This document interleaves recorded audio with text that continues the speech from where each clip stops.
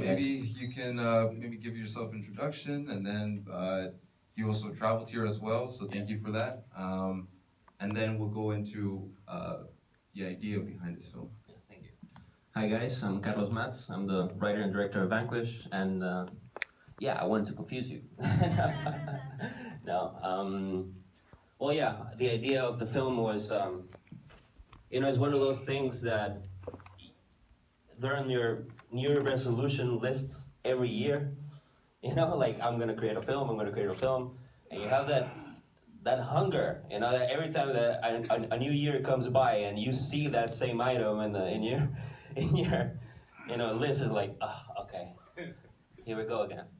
You know, so well, thankfully I started living in a place where everything just came together. You know, I started living in Amsterdam. I did my artist residency there in a studio, Earthworks Amsterdam. Big shout out to Ben King, the owner of Earthworks Amsterdam. He's great. And he, you know, in that place, he gave me the space to, you know, just pursue any creative, you know, will that I had. So, and a lot of creative people were coming in and out. So there was a lot of creative energy in that space. So I mean, it just happened finally, you know, after all those years. And you know, the story had been in my head forever. You know, I've been bouncing around there, torturing me. And no, I mean, and now I'm so glad to be finally showing it to you, you know. And I mean, by confusing, you know, also meant that it made the audience think, you know, yeah. It really forced you to focus on what was going on. So could you explain maybe a little to those who maybe were a little lost, what was the film about, or what was your intention, what was the message behind it? Yeah, my film was, okay, I wanted to convey what it would feel like if you were experiencing something that you had no explanation for. You know, the event that happened, what do you guys think that happened? I want to hear you. Do you have any theories? What's up? Every time the story repeated, a little ball grew bigger, and eventually it engulfed the whole screen. You were trapped inside. There's some truth to that. Yeah, the ball.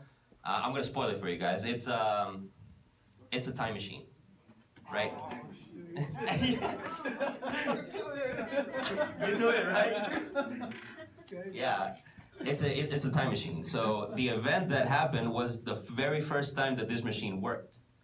You know, so the tagline of the film is "It works." So I wanted to convey the feeling of witnessing something out of this world for the first time.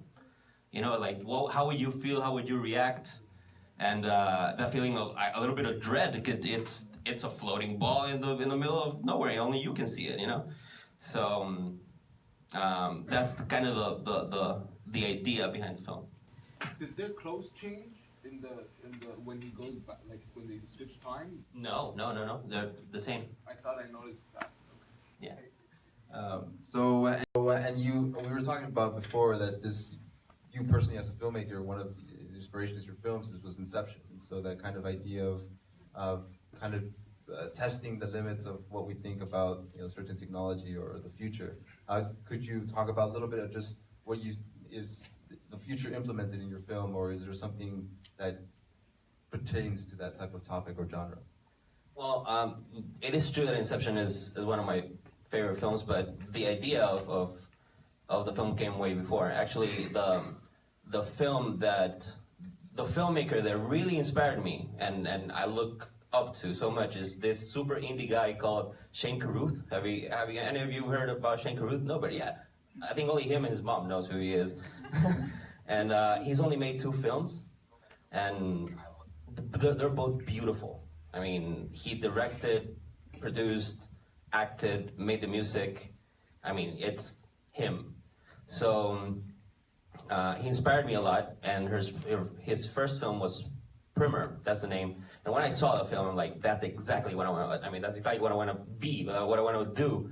You know, with my first film. It's great. It's super indie. It's made it a super short budget, and yeah, that was my inspiration. And then, I mean, it stayed in my head forever. And this guy has a second film called Upstream Color, which is beautiful. And that's all he's done. It's only 2 films, you know, and he's my favorite filmmaker. A question. So we'll open the questions to the audience. I was just wondering, how much would a film like this cost? What would be the budget about? Okay, I would say that this film cost nothing for me because the actors they didn't charge me. They only charged me for transportation and food. It was all a project of love. Right. They were. I told them the idea. They loved it and were like, yeah, we want to be part of it. Right. And you just cover our charges, our costs, and we're good. So if I spent maybe $700, Wow. that would be too much. Wow. €700, that would be too much. So, but it's testament that you can make things for little money and still have your vision portrayed.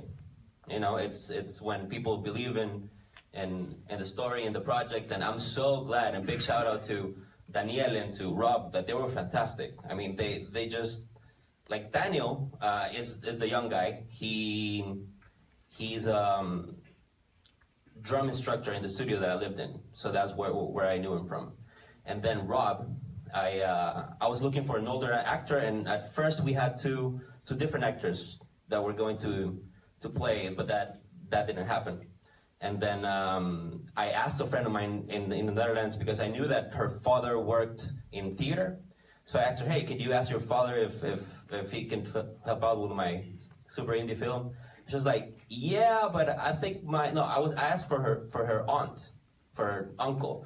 So he said, yeah, my uncle will be okay, but I think my dad will be better. So she sent her dad over to the studio. And when I opened the door, I see him, and he looks exactly how I pictured the character to be. With that red jacket, with that crazy hair and everything. I was like, dude, you're in. You have to do this.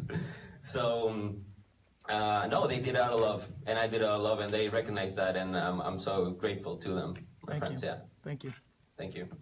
Victor?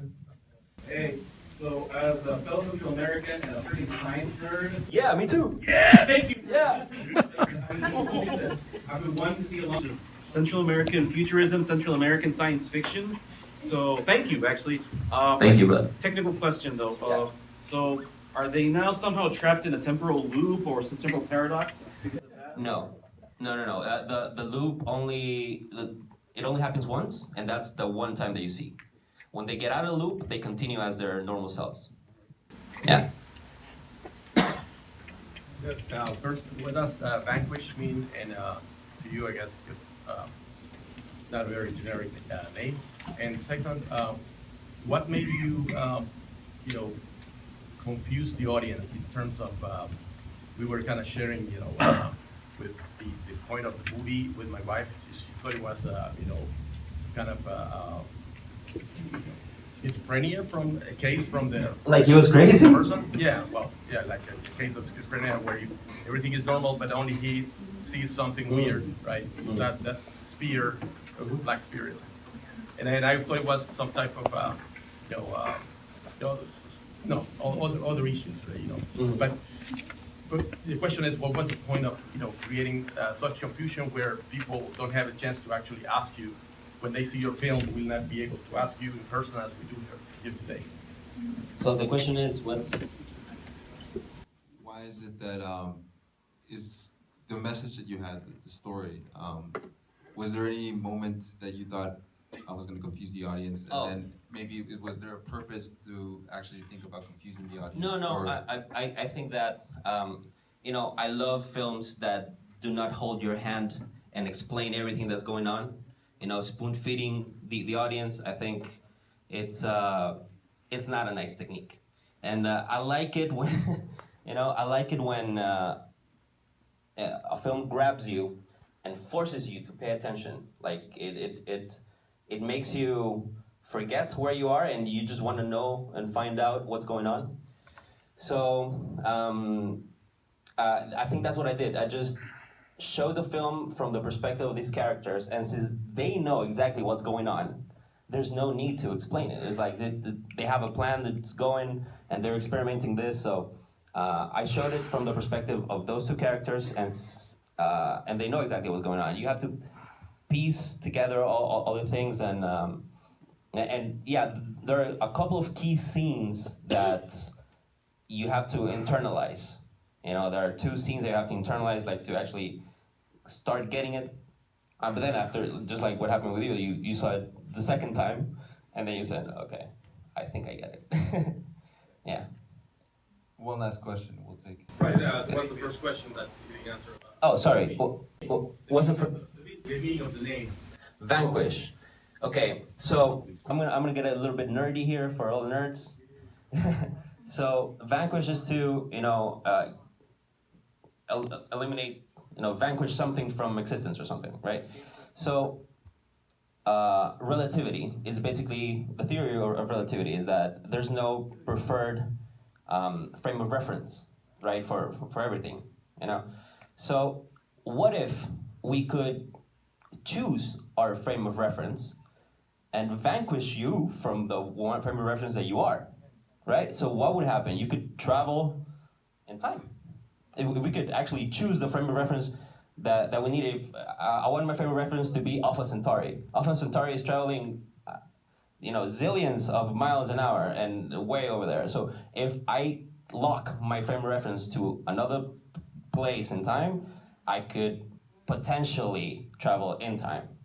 So that's why the name is Vaenquish. So since we have a little time, but both the people who raised their hands, can you guys say your questions and then you can give like short answers? Yeah. I just have a statement, man. Oh, I thought it was a great film. Thank you.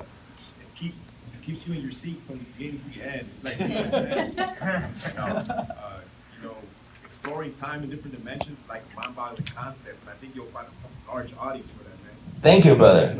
I'm glad you liked it. And I just wanted to ask, as a writer, what headspace did you have to get into to create a story with so many threads that could actually work by the end? Yeah, thanks. Well, first of all, I think I started with what I had. You know, I thought, okay, make it as minimalist as possible. As you see, there's only 3 locations and 2 actors, and like 5 words spoken. You know, everything is just visual.